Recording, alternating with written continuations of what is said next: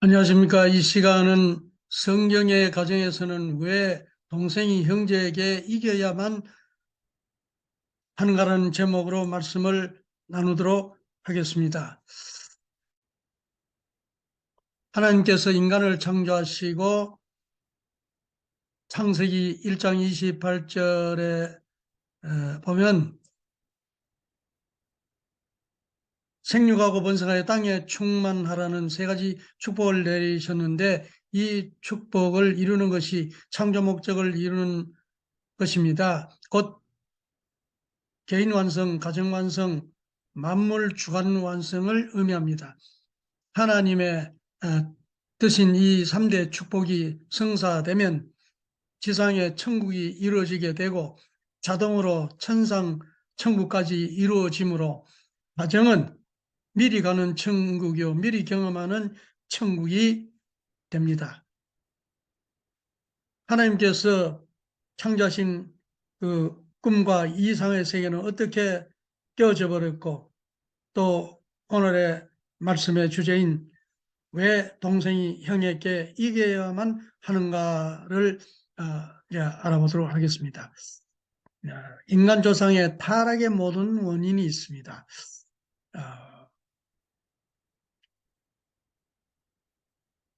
하나님께서 인간을 창조하시기 전에 천사 세계를 먼저 종으로, 우리는 영으로 창조했다 했습니다. 그 이제 인간을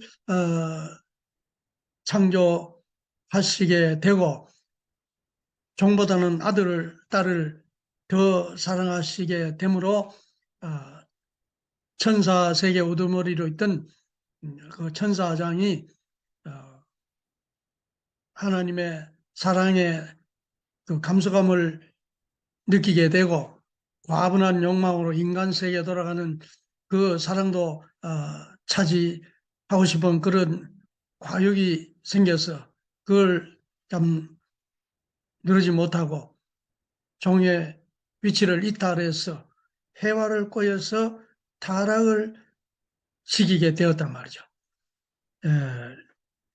계시록 12장 9절에 하늘에서 큰 용이 땅으로 내쫓기니 옛뱀 마귀라고도 하고 사탄이라고도 하는 온 천하를 꼬인 자라, 온 천하를 꼬인 자였고, 이사야서 14장 10절에는 아침아들 계명성이 어찌 그리 하늘에 찍히고 땅에 떨어졌으면 열국을 들어 엎은 자요, 열국을 다 들어 엎어놨다 그러고, 유다서 1장 6, 7절에는 간음을 행하고 괴이한 색을 따라가다가 훗날에 거울이 되었다 했습니다. 간음으로 타락했다 그랬습니다. 천사와 같은 모양으로 간음을 행했다 그랬어요. 소돔과 고모라 성이 천사와 같은 모양으로 간음을 행하다가 불의 형벌을 받았다. 자, 이 천사가 간음으로 타락했다고 이렇게 하고 있습니다. 자, 그래서 해와 천사장이 해와를 꼬여서 선악과를 따먹게 하는 것은 바로 영적인 타락이었고, 그 다음에 이제 해와가 타락되고 나니까 양심의 가책을 느끼게 되고 공포심을 가지게 되고 옆에 있던 아담을 유혹해서 천사장이 해와에게 선악과 따먹으라 했던 것처럼 아담에게 선악과를 따먹으라고 유혹을 해서 때 아닌 때에 아주 성적으로 타락함으로 말미암아서 육적인 타락을 하게 되었다.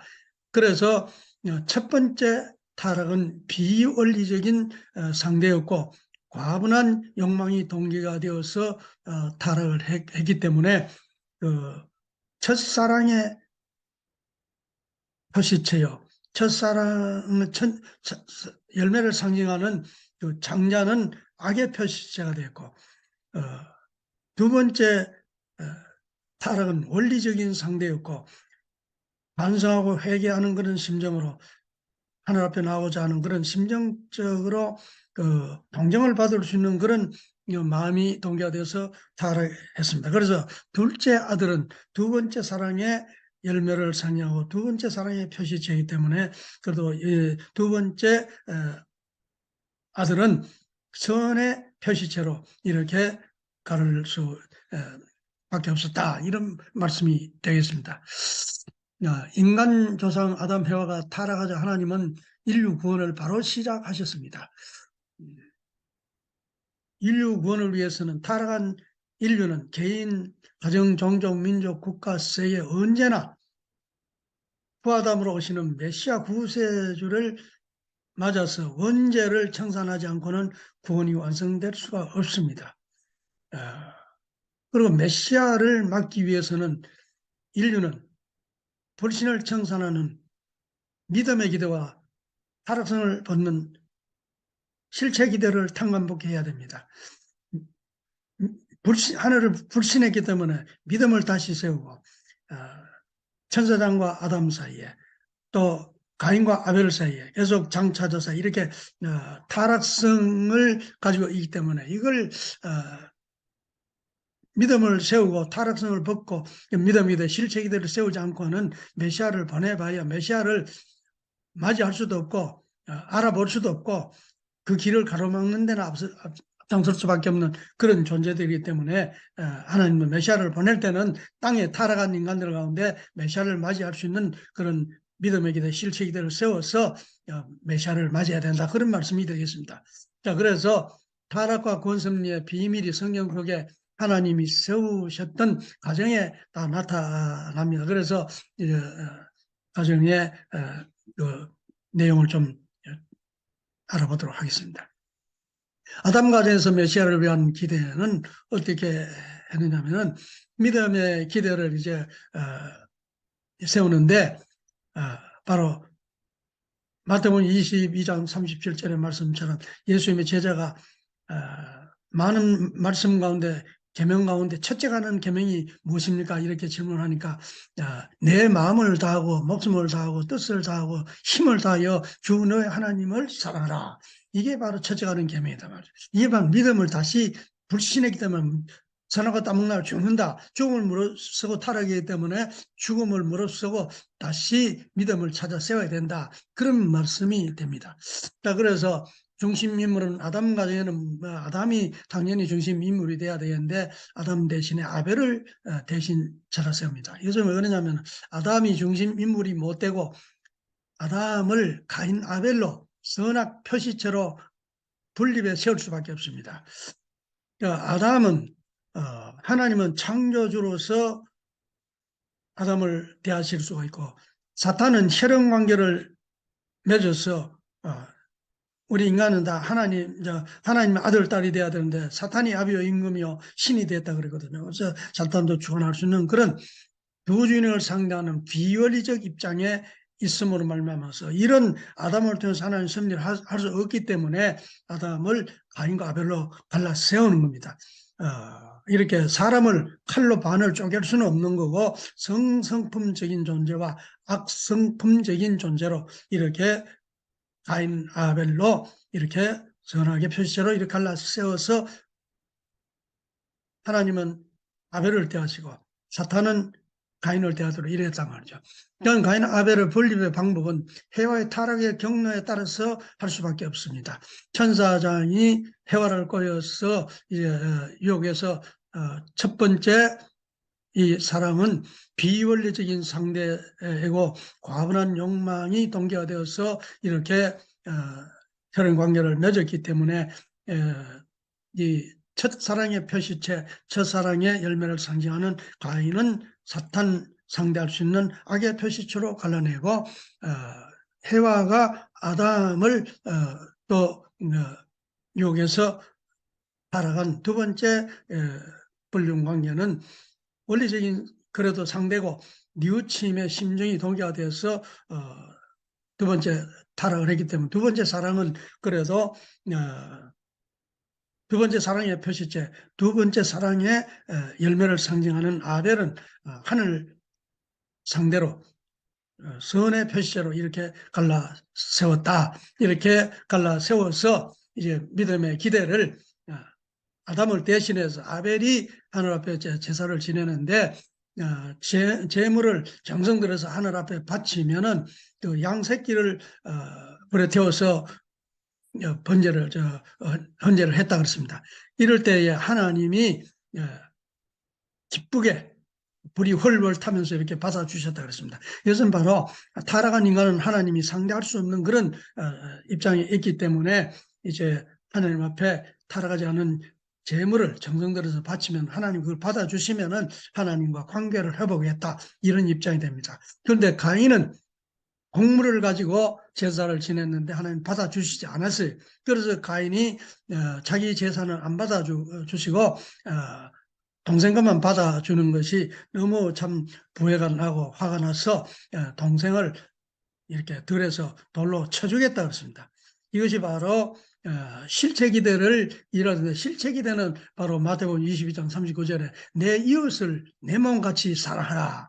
이게 이제 예수님 제자가 또 두 번째 가는 중요한 계명은 뭐냐 했을 적에 내 이웃을 내 몸과 같이 사랑하라. 이게 이제 실체기대를 이루는 거예요.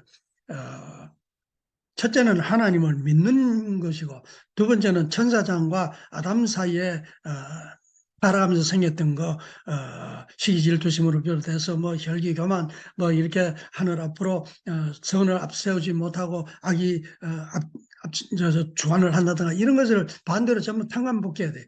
이것을 가인 아벨을 쳐 죽임으로 말미암아서 아담 가정에서 실제이 되는 출발도 해보지 못하고 실패로 돌아가 버리고 말았단 말이죠.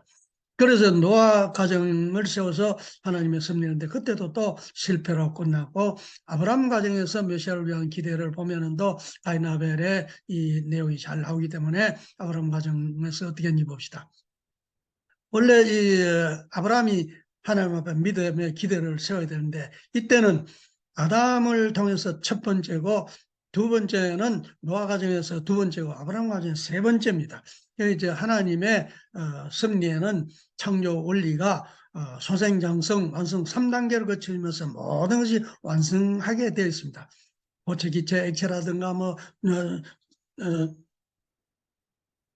상중하라든가 모든 것이 소생기, 장성기, 완성기 3단계를 거치면서 완성이 돼야 된단 말이죠. 그래서 아담 가정에 실패했던 제사를 다시 아브라함이 소생 비둘기를 제물로 바치고, 그 다음에 노아 가정, 장성 노아 가정에 양을 제물로 바치고, 완성 아브라함 가정에 암소를, 새 제물을 한 제단 위에 새 제물을 같이 올려놓고 반을 쪼개서 제사를 지내라 했는데, 그러면 암소도 쪼개고 양도 쪼개고 비둘기는 쪼개지 아니해서 그 비둘기의 솔개가 내려앉음으로 하나님이 아브라함에게 비둘기 안 쪼갠 일로 아주 호통을 치면서 네 후손들은 400년 동안 이방에 가서 종살이를 하리라, 이런 탕금을 치르게 되는, 죄값을 치러야 되는 그런 벌을 받게 됩니다. 자, 그래서 이제 아브라함이 이번 꼭 성공해야 되는데 실패를 해버렸단 말이에요. 그래서 이제 하나님의 참 섭리가 난처하게 됐습니다. 하나님 모든 것을 삶으로서 완성한다더니만은 아담, 노아, 아브라함 실패했으니까, 아브라함이 실패하고도 실패하지 않았고 하고도 연장하지 않았다는 그런 입장에 세워서 하나님이 섭리를 하신단 말이죠. 하나님은 지혜의 하나님이고 능력의 하나님이기 때문에 이렇게 이제 해내게 됩니다. 어떻게 하는지 봅시다. 이제 아브라함이 이제 비둘기를 안쪽에서 이렇게 벌이 내리면서 하나님이 이삭, 네 사랑하는 아들 이삭을 모리아 산에 가서 제단 위에, 장작 위에 그 불을 태워서 번제라 그럽니다. 번제로 불에 살라서 제사를 지내라는 이런 명이 떨어졌습니다. 자, 이게 정말 이제 너무 어려운 일이 벌어진 거죠. 자, 그래서 아브라함이 하나님의 그 명령을 받고는 얼마나 힘들었겠습니까? 이제 3일 노정을 거치면서 모리아 산에 이제 갑니다. 아들 앞에 그때 제사 때 쓸 나무를, 창작을 이삭에게 지키고 이제 산에 이제 가는데 이삭이 아버지에게 그럽니다. 아버지, 내가 제사 때 쓸 나무는 지고 가고 불은 아버지가 가져가지만은 재물은 어디 있느냐고 이렇게 물을 제게 하나님이 재물 준비해 놨을 거다. 가자. 이렇게 달래면서 갔습니다. 얼마나 참 가슴 아프고 기가 막힌 일이었겠습니까? 이렇게 해서 이제 가서 제단 위에 아들을 놓고 칼을 들어서 팍 내리치려고 할 때 그때 하나님이 급해서 아브라함 부르면서 칼을 멈추라면서 죽이지 마라. 이제야 내 믿음을 알게노라 하면서 참 만류했습니다. 이건 왜 이런 사건이 있었느냐면은 아브라함이 세 번째 이 하나님의 구원섭리를 완성해야 될 그런 성공해야 될 아브라함이 실패를 해놨고 이제 하나님의 섭리는 연장되면 안 되는 것은 처지고 그래서 실패하고도 실패하지 않았고 연장하고도 연장하지 않았다는 그런 자리에 세우기 위해서 아버지와 아들을 개체는 두 사람이고 이대지만 뜻으로 보면 완전히 아버지의 뜻이자 아들의 뜻이고 뭐 아버지와 아들이 믿음과 심정이 완전히 일체가 되어서 두 사람이 아니라 불가분의 한 사람이다 말이죠. 그래서 자기가 죽는 것보다도 더 어려운 입장에서 아들을 죽이려고 했고 또 아들도 저보고 장성한 입장에서 청년인데 아버지가 죽이려 할 때 뭐 안 죽으려고 막 몸부림을 치고 뭐 그런 것이 아니라 순종하고 충성으로 효성으로 내가 죽어서라도 아버지를 위로할 수 있고 하나님의 뜻을 이루어야 되겠고 이런 그 아버지의 그 아들로 완전히 일체가 되어서 이렇게 이제 성공하게 되면 아브라함의 실패가 이삭이 성공하면은 실패가 성공이 되고 아브라함이 이삭으로 연장하면서도 둘이 완전히 하나 되면은 연장 안 한 그런 입장이 되기 때문에 이런 번제를 드리라는 일이 벌어졌다. 그런 말씀이 되겠습니다. 원래 아브라함이 비둘기까지 쪼개가지고 성공했더라면은 이스마엘이라는 배다른 형님이 있었습니다. 그래서 장차자 사이에 실체기대를 타락성을 벗기 위한 당감 조건을 세워야 되는데 이건 이제 연장될 수밖에 없었고 연장되어서 아버지와 아들이 2대가 믿음의 기대를 성공을 했습니다. 풀숲에 꿀이 걸려가지고 있는 양을 아버지와 아들이 잡아다가 하나님 앞에 제사를 지으면 믿음의 기대를 세우고 이제 실체 기대는 야곱과 에서 성도인데 장차자 사이에서 타락성을 벗기 위한 당감 조건을 걸어서 이게 실체 기대가 이루어져야 된단 말이죠. 그래서 창세기 25장에 두 민족이 내 태중에 있구나. 두 민족이 내 복중에서부터 나뉘리라. 이 족속이 저 족속보다도 강하겠고 큰 자는 어린 자를 섬기리라. 동생이 형을 섬기고 형이 동생을 주관하고 이게 순리인데 이렇게 어떻게 형이 동생을 섬기라 하고 이렇게 참 역행하는 이런 일이 벌어진다. 이게 바로 타락의 곡절이 다 있기 때문에 그 실타래를 풀어나가는 이런 구원섭리 가운데 이런 일이 있게 되었다. 이런 것을 이해하시면 되겠습니다. 그래서 실제 기도를 이제 실제 성공하기 위해서 보면은 하늘은 에서가 들에 산에 가서 사냥을 하다가 이렇게 돌아오니까 아주 배가 고픈데 그때에 야곱이 팥죽을 쓰고 있었습니다. 그래서 그 한 그릇 달라 하니까 나하고 형님 동생 자리를 바꾸자. 그러면 주마. 이래서 정말 뭐 성도인 사이에 네가 형님 해라. 그래 이래가지고 떡과 팥죽으로 장자를 사고 팔고 해버립니다. 이래서 야곱은 장자 자리를 이제 사놓고 또 한날은 아버지가 아브라함이 이제 나이가 많아서 눈이 어두워서 이럴 때 이제 에서를 보고 사냥을 해서 고기를 맛있게 요리하노라. 그럼 내가 먹고는 하나님으로부터 받은 모든 축복을 내게 해주마. 이랬습니다. 이래서 이제 사냥을 하러 간 사이에 리브가 그 어머니가 이 얘기 말을 듣고는 동생 야곱에게 네가 우리의 양을 잡아놓으라. 그러면 빨리 내가 요리해가지고 맛있게 해가지고 아버지에게 먹고 아버지가 잡수고 네에게 축복해 받아라. 네가 축복을 받아라. 이렇게 아주 설득을 합니다. 그러니까 야곱이 아이고 아무리 아버지가 눈이 어둡지만은 형님 모르고 날 모르겠습니까? 음성이 다르고 또 형님은 몸에 털이 많고 나는 몸에 털이 없는데 다 들통 나면은 뭐 축복받으려다 저주받으려고요 이러면서 안 하려니까 괜찮다. 그 양털을 뺏겨가지고 이 팔에 뭐 이렇게 몸에 감아주고 양피를 몸에 뿌려서 사냥꾼 냄새도 내고 이래가지고 바다로 등을 떠밀어 가지고 이렇게 이제 정말 축복을 받아냅니다. 자, 그래서 이게 참 하나님이 세우신 중심 가정에 왜 이렇게 눈오던 아버지를 속이고 또 형을 따돌리고 동생하고 하나 돼 가지고 정말 이게 아주 참 너무 못된 거 너무 참 그렇지 않습니까? 그래서 누가 그러더라고요. 이런 쌍년이 어디 있냐고. 예? 이게 바로 왜 이런 야비한 짓을 했느냐. 이거는 바로 해와가 먼저 타락을 했고 장자가 차자를 쳐 죽이면서 아담 과정에서부터 모든 타락의 그러니 악의 뿌리가 다 씨가 심어졌기 때문에 이것을 풀어나가는 과정에서 탕감복하는 데서 어머니와 차자가 둘째가 하나 되어 가지고 장자를 굴복시키고 그 원래 아담의 자리를 찾는 거예요.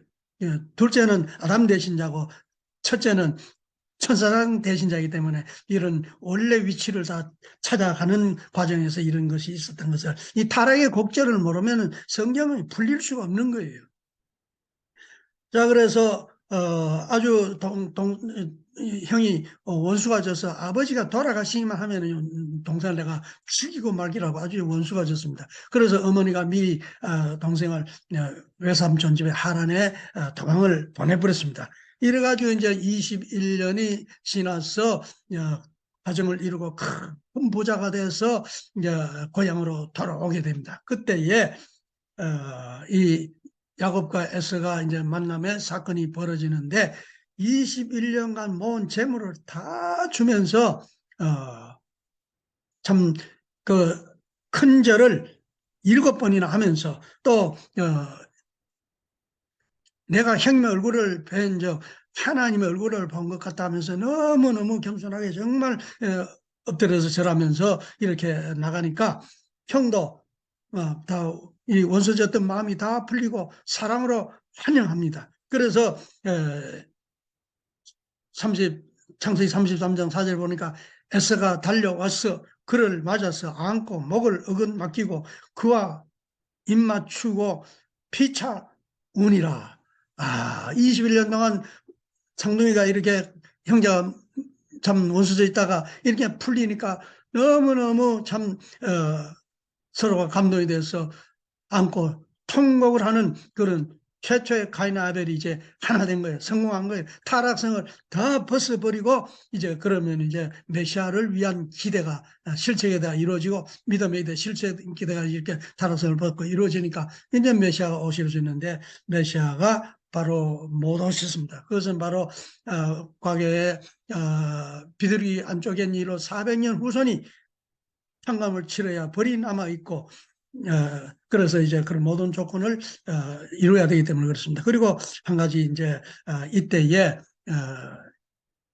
형 동생이 만나기 전에 야복강에서 노숙을 했습니다. 이때에 천사가 나타나서 씨름하자 그래서 밤새워 씨름을 했는데 환도뼈가 부러져 가면서도 씨름해서 야곱이 이겼습니다.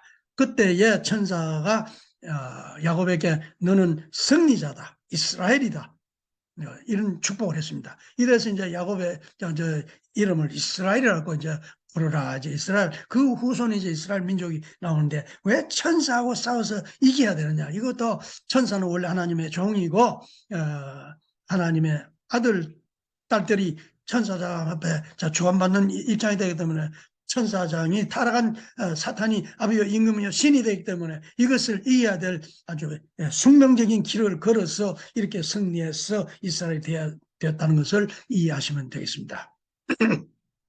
마지막으로 이제 요셉 가정을 지금 삼고 보면 이스라엘이 야곱이 그 손자들을 축복할 적에 오른손을 동생 머리 위에 얹고 왼손을 형님 머리에 얹고 이렇게 엇박 까가지고 축복을 해줍니다.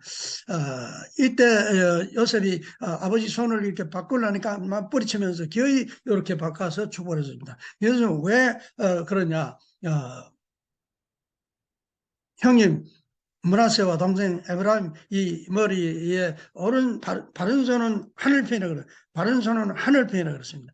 그래서 바로 하나님의 그 축복을 동생 머리에 얹고 했단 말이죠. 예수님 돌아가실 때도 우평강로는 하늘을 위로하고 예수님을 위로하고 하늘을 찾아가는 입장이고 좌편 강로는 하늘을 무시하고 하늘 세계가 없다 그러고 예수님을 비웃고 이렇게 악한 입장의 강도였습니다.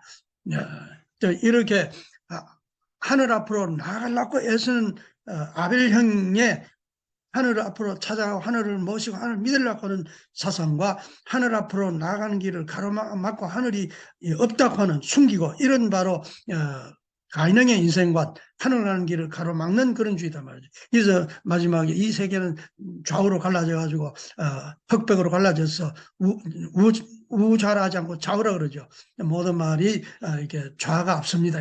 먼저 악은 먼저 강탈하고 뺏고 점점 갈수록 망하고 선은 맞으면서도 동생 입장에서 승리하게 되는 이런 모든 이치가 그렇습니다. 그래서 민주공산도 사실상 이렇게 끝이 나야 되는 겁니다. 자, 그래서 그런 얘기를 할 시간이 더 없습니다. 자, 그리고 유다 가정에서 복중 탕감복하는 성경이 나옵니다. 이거는 이제 유다의 첫 아들이 엘인데 엘이 범죄해서 아내 다말과 이렇게 살다가 성경 보면 벌을 받아서 죽었다 그랬어요. 죽고 이제 그 당시에는 형이 먼저 죽으면 동생이 형수에게 아기 씨를 주게끔 이렇게 돼 있나 봐요. 그래서 이제 둘째 아들이 오난인데 오난이 형수하고 이제 잠자리를 같이 하면서 아기 씨를 형수에게 줘야 되는데 줘봐야 내 아들을 안 될 거다 이러면서 성경은 그랬어요. 그만 그 아기 씨를 땅에다가 설정을 해버렸다 그랬어요. 그래서 그 일로 오난도 저주를 받아서 이제 죽게 되었고 이제 세 번째가 셀라인데 이 셀라가 아직 어려서 이제 아직 아기 씨를 생산할 수 없는 그런 입장이고 그런 자라나면서 이제 상당히 장성했지만은 통침을 안 시켜줍니다. 이건 바로 형들처럼 죽을 가시 아주 두려웠다 그랬고 아버지 유다도 메론에게 셀라 허락을 하기 싫다 그랬습니다. 자, 그럴 때에 이제 친정에 가 있으라고 그랬습니다. 그래서 친정에 가서 아둘람이라는 그 친구하고 딥나라고 하는 그 지역에 양을 미기는 곳인데 양치는 곳인데 거기서 이제 양을 틀을 깎으러 시아버지가 딥나라로 왔다는 소식을 듣고 이제 아버지를 이제 유혹을 하는데 과부의 옷을 벗어버리고 창녀복을 변장을 해서 그 유다를 이제 유혹을 했어요. 그때 유다가 그 며느리인 줄 모르고 이제 잠자리를 같이 하게 되는데 그때에 나에게 뭘 주겠느냐고 이제 유다가 물으니까 염소 새끼를 주마 그랬습니다. 그러면 우선 증표로 도장과 끈과 지팡이를 주세요. 이런 이제 요걸 다 받아놨어요. 그리고 이제 그날 밤에 아마 임신을 했던가 봐요. 그래서 이제 배가 점점 불러오니까 이제 소문이 났어. 그래서 이제 유다가 며느리를 이제 죽이겠다. 그 당시에는 과부가 임신을 하게 되면은 불로 살라서 태워서 죽였대요. 그래서 태워 죽이려고 이제 동네 사람 다 모였는데 그때에